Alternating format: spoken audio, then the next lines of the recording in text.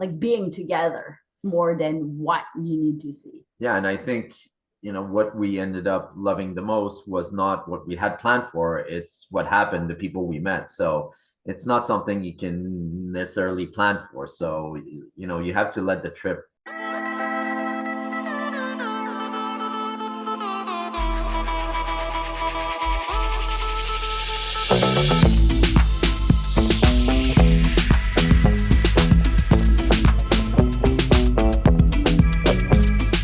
Hello, Edith, Hello. Sebastian. How are you guys doing? Doing Good. good, Nice thank to you. meet you. Nice to meet you too. Thank you so much for your time. A pleasure to talk to you.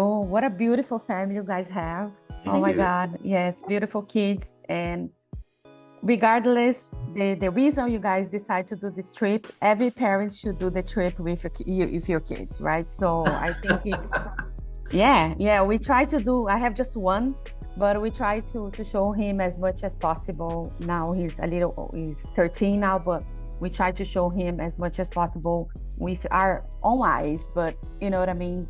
They're gonna have his own experience later on, or I don't know, or even with us. So you guys got the diagnosis for the three kids, but what came first? The trip or the documentary? Or what was like the decision on everything happens together?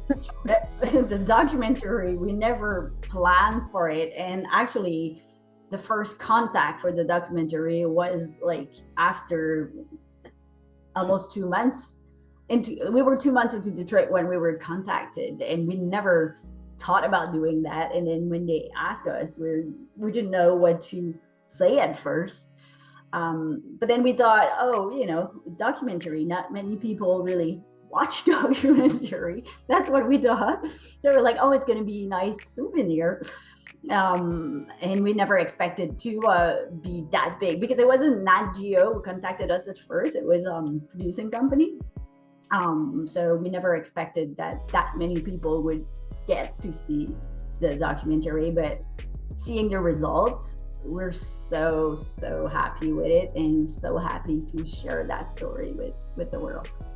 Yes, and I know Edmund and Daniel, they're really great filmmakers. And to gain your trust, I think takes a little time for us to understand what happened there. But I think they did an amazing job, and you guys did even better job to show the We lived our life. Yeah, we were just us. yes. So the trip was for a year. And how did you guys decide which places to go? Like the bucket list, what was like that decision? Well, there's a few things. At first, we asked the kids, where do you want to go, which countries, and they had no idea. They're kids. They they don't have a specific thing. So we switched and we said, what activities do you want to do? And then we start getting all these crazy things, which was really more of a fun thing to do than It was more a game than something Yeah. serious. And we were supposed to leave, just when the pandemic hit. So we had all this great itinerary, all planned out and everything. So, the 2 years we had to wait, we redid the itinerary like 10 times. And at the end, we just said, where's open? We're just going to go and we're going to plan month to month. So we ended up more, to leave more on a whim and then decide as we went than having it all planned out. And I think that was the right choice, as we could really, decide whatever we felt like, then we could do. So, but no, it was really a way for us to say, let's just see what the world has to offer us. Yeah, it's amazing. And how was like the most challenge part for you as a parent and like in this situation? Like, I think it was the worst and the best is to be 24/7 with the kids. So it was at the same time the hardest part of the trip. You have no break whatsoever. You're always together in the same, in the same hotel room, like always with the kids. So it gets tiring because you don't have time for yourself.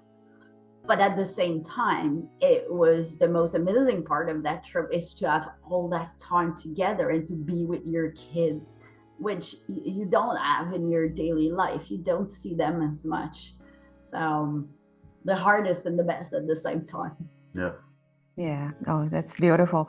And also, like, any tips to parents that want to go in a trip with the kids? Do you have any tips to give to them?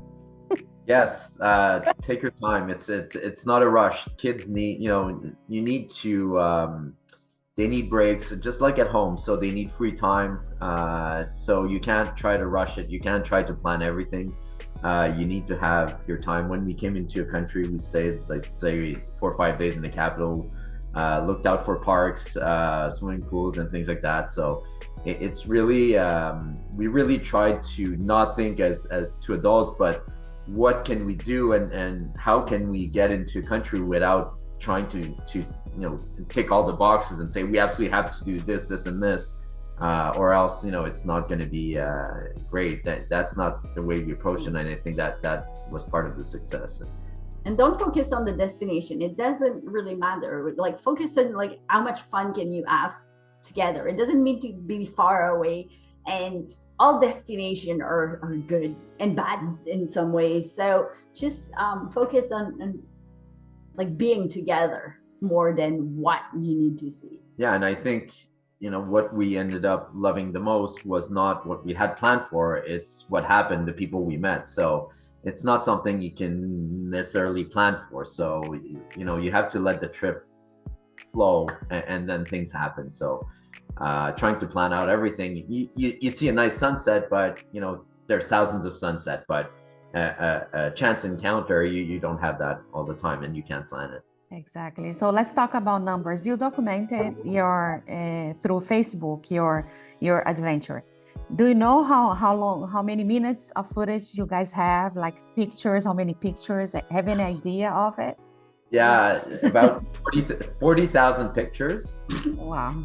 I love And it too much. yeah, and 150 hours of filming.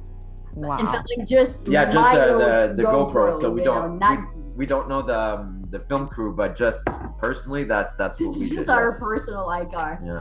But in a way, I went crazy on pictures, but I think looking back at it, it was my way of processing that diagnosis, is because by capturing it on film, I'm saving it for my kids for the future. So that's why, to me, I wanted to take everything in picture too, because later on they're going to lose their vision, like their field of vision. So big landscape, they won't be able to see anymore. But the picture, you can still see it even with a really restricted field of vision.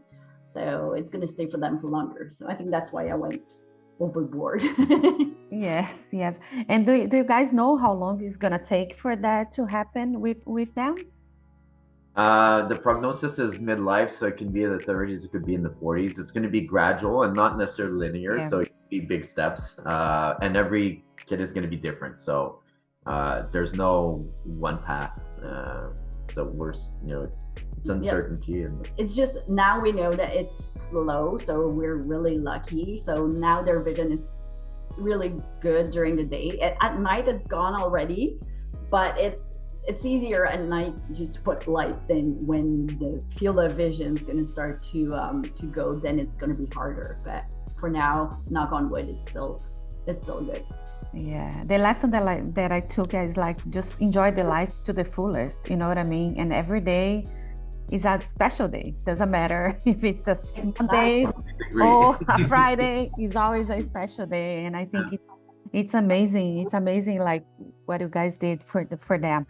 And do they have like a favorite place that they visit already? well, you're gonna ask every kid, and they're gonna say a different answer.